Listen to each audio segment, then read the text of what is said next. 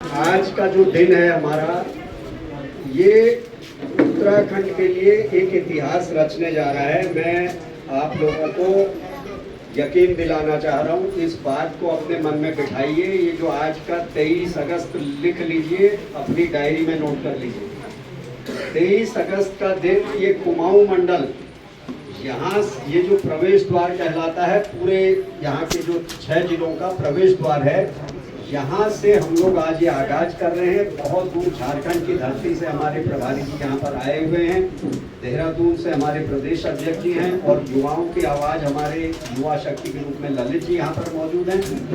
ये अपने आप कभी भी कुछ भी नहीं होता है। एक कथन है कि आहों से पत्थर पिघलेगा, इस धोखे में मत रहना। आहों से पत्थर पिघलेगा, इस धोखे में मत रहना। तुम्हें कहीं इंसाफ मिलेगा, तुम्हें कहीं इंसाफ मिलेगा, इस धोखे में मत रहना। भारत के जर्रे जर्रे में सबका अपना हिस्सा है, लेकिन बुला बुला कर कोई देगा, इस धोखे में मत रहना। लेकिन हम लोग धोखे में रहने के आदी हैं, और बार बार हर बार चुनाव आता है और फिर हमें धोखा दिया जाता है और हम फिर धोखे में आ जाते हैं। मैं बहुत ज्यादा समय नहीं लूंगा क्योंकि आप और भी वक्ता हैं, लेकिन थोड़ा सा 10-5 मिनट में अपनी बात को करूंगा। आप देखते हैं, एक बकरी का जो पालने वाला होता है ना, क्या करता है, वो बकरियों को प्यार से पालता भी है, उनको रहने के लिए घर भी देता है, और ठीक ठाक देख रेख की बड़ा प्यार भी करता है। और लेकिन जब जब जरूरत पड़ती है तो क्या करता है, एक एक करके उनका काटता भी है। यानी वो बकरी पालने वाले के लिए बकरी कोई उसकी मेंबर नहीं होती, वो सिर्फ उसका धंधा होता है। लेकिन क्या है, वो आदमी है और वो बकरी है, इसलिए वहां चल सकता है कि भाई वो मनुष्य है, उसने अपने धंधे के लिए वो जानवरों को पाला है, अपना रोजगार का। लेकिन हम मनुष्य हैं, हम आदमी हैं, और एक आदमी हमको ठीक उसी तरीके से ट्रीट कर रहा है जैसे वो बकरियों को ट्रीट किया जाता है। हमको पाला जाता है, हमको हर चुनाव में लाड़ प्यार भी दिखाया जाता है, थोड़ा खिला पिला भी दिया जाता है, और जब जब फिर चुनाव निपटते हैं फिर हमको हलाल भी किया जाता है। 77 साल 78 साल ये हो गए हैं, हम लगातार हलाल होते हुए आ रहे हैं, लेकिन अभी भी हमको कोई चिंता की बात नहीं है। 5 किलो मिल रहा है, बस मस्त रहो, ठीक ठाक हो रहा है, क्या फिक्र है।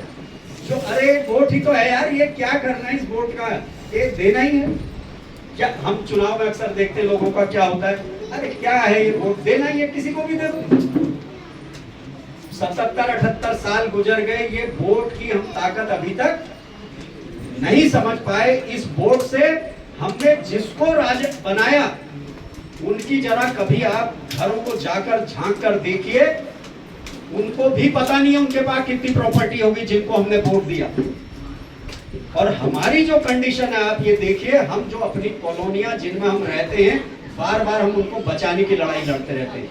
अभी वो एक शिगुफा छोड़ देंगे, दमवा ढूंगा, खतरे में दमवा ढूंगा।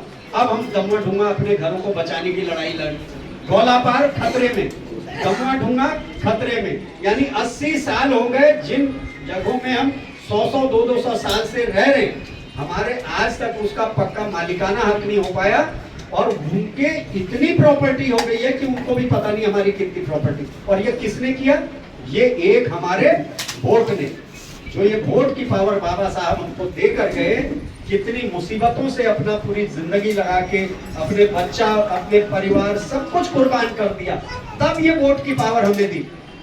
और लेकिन वो वोट की पावर इतने साल गुजरने के बाद हमने नहीं जानी। हम आज भी उसको बड़े आराम से दे आते हैं किसी को भी। हम कहते हैं अरे यार, ये अभी ये चंदन जी हैं, ये तैयारी कर रहे हैं, ये मन बना रहे हैं काला ढोंगी से लड़ने की। ये बताते हैं अक्सर लोग, क्या कहते हैं, यार कुछ खर्चा वर्चा दे दो, फिर कोई मीटिंग करना चाहते हो तो ये कहते हैं यार एक मीटिंग कराओ, वो कहते हैं खर्चा लाओ फिर। तो यानी हम बिकाऊ माल बन गए। बाबा साहब हमें वोट की ताकत देके गए, लोकतंत्र देकर गए, लेकिन हमने अपने को बिकाऊ माल बना दिया। चुनाव आया, हमने कहा भाई जो खर्चा वर्चा दे देगा उसको हमारा वोट पड़ेगा। और जो अगर खर्चा नहीं दे रहा है उन्होंने कहा यार ये क्या चुनाव लड़ेगा, ये तो। लेकिन हमारा समाज ने ये नहीं समझा, ये जो खर्चा दे रहा है ये कहाँ से दे रहा है, अगर उसके पीछे का खेल आप समझिए, उसके पूरा एक सिंडिकेट होता है, उसके पीछे शराब माफिया होते हैं, उसके पीछे बड़े ठेकेदारों की लॉबी होती है, तस्करों की लॉबी होती है, वो सारे लोग मिलकर उस समय 10, 20, 50 लाख रुपया, 1 करोड़ रुपया खर्च कर देते हैं। वो पैसा हमारे ऊपर खर्च किया जाता है और बाद में जब वही चुनाव जीतता है, फिर वो सारा का सारा जिसने उसे 10 लाख का डोनेशन दिया होगा उसे 10 करोड़ कमाता है।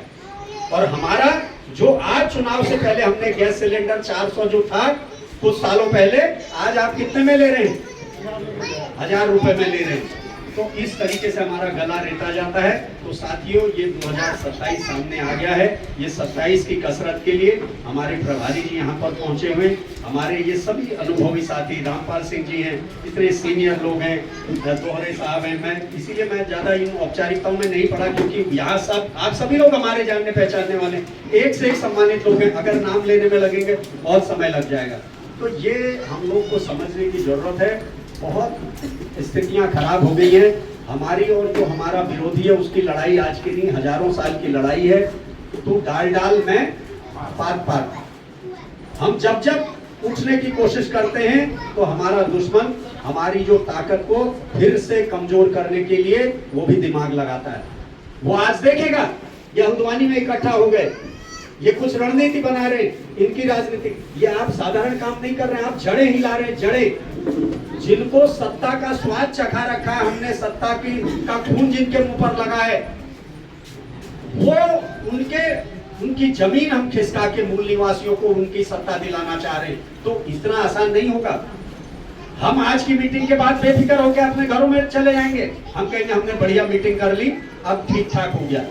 और दुश्मन हमारा अलर्ट होकर देखेगा, भैया आज कालाढूंगी विधानसभा में नैनीताल जिले में एक अच्छी मीटिंग हो गई है, अब इनकी क्या रणनीति बनी है, वो इसका तोड़ निकालेगा।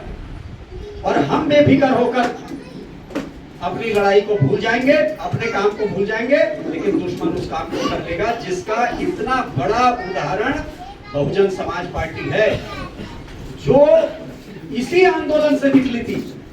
इतनी मुश्किल से आंदोलन तैयार हुआ था, 73 में सोचा गया, 78 में विधिवत शुरुआत हुई, 84 में उसको राजनीतिक प्लेटफॉर्म दिया गया। बहुजन का मतलब ये था कि भारत में बहुजन दुर्दशा में, जो 85% आबादी है वो कौड़ियों को मोहताज है, वो भीख मांग रही है, उसके अपमान हो रहा, उसकी नौकरियां नहीं, उसकी बेइज्जती हो रही, वो जलालत भरी जिंदगी जी रहे 85% लोग जो इस देश के मालिक हैं, और 15% माला माल है। इसलिए बहुजन समाज पार्टी बनी थी।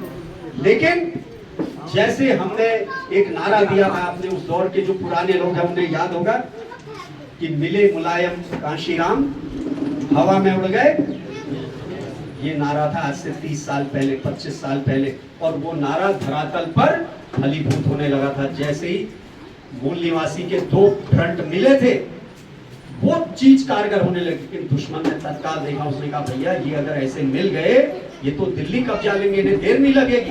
तो उसने बहुत जल्दी कैसे खेल करा, कैसे साठगांठ करी, वो लंबा यहाँ पर बताने का समय नहीं। लेकिन हम डाल में ही रह गए, वो पात पहुंच गया।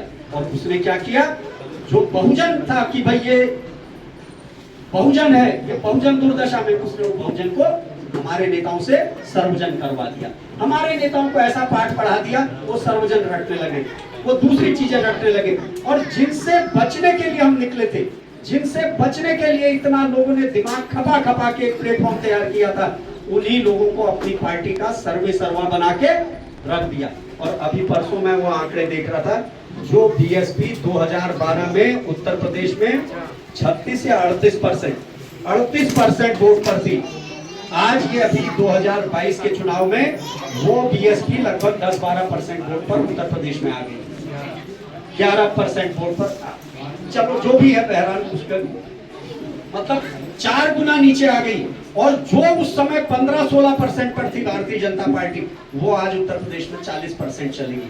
वो 4 गुना बढ़ गए, हम 4 गुना नीचे आ गए। तो ये सब समझने की बात है कि वो हम आंदोलन तैयार करते हैं, तो इसलिए बेफिक्र नहीं होना है। यहाँ पर आ गए, थोड़ी एक मीटिंग अच्छी कर ली, अब घरों में जाके चैन की नींद सोने लगे ना, अभी चैन की नींद नहीं सोनी है फिलहाल। कब तक नहीं सोना है? जब तक ये 2027 का शाम को 5 बजे तक आपका वोट न पड़ जाए, तब तक चैन की नींद नहीं सोना है। उस समय तक हमको, हमारे लिए कोई पल आराम का नहीं है। कोई अगर आज आराम करा, आने वाली पीढ़ियों का तुम्हारी क्या दशा होगी कल्पना भी नहीं कर सकते। तो कल्पना क्या, आज तो समझने वाले के लिए केतन का हाल देख लो, वो भी हमारा ही किसी का बच्चा है। क्या गत करी है, नाखून उखाड़े गए, कीलों की कील लगी लकड़ियों से मारा गया 17 साल का बच्चा। अभी आपका एक प्रिंसिपल, अब वो तो एक लेमैन था, चलो वो मार दिया। अभी आपका प्रधानाचार्य कोई लेमैन नहीं होता, इंटर कॉलेज का प्रभारी प्रधानाचार्य, और बागेश्वर जो एक अच्छा काफी मजबूत जगह है, और वो खरी पट्टी जो सबसे टॉप पट्टी कहलाती है मूल निवासियों की, वहां के एक स्कूल का, वहां का प्रधानाचार्य, लोकल का रहने वाला वहीं पर का, उसको सीधे चाकू मार मार के खत्म कर दिया गया। ये स्थिति है। अगर ये राजपाट को हल्के में लेना है, राजपाट सौंपते रहो उनको, ठीक है। फिर अभी चुनाव आ रहा, फिर आपके गलियों मोहल्लों में पहुंच जाएगी।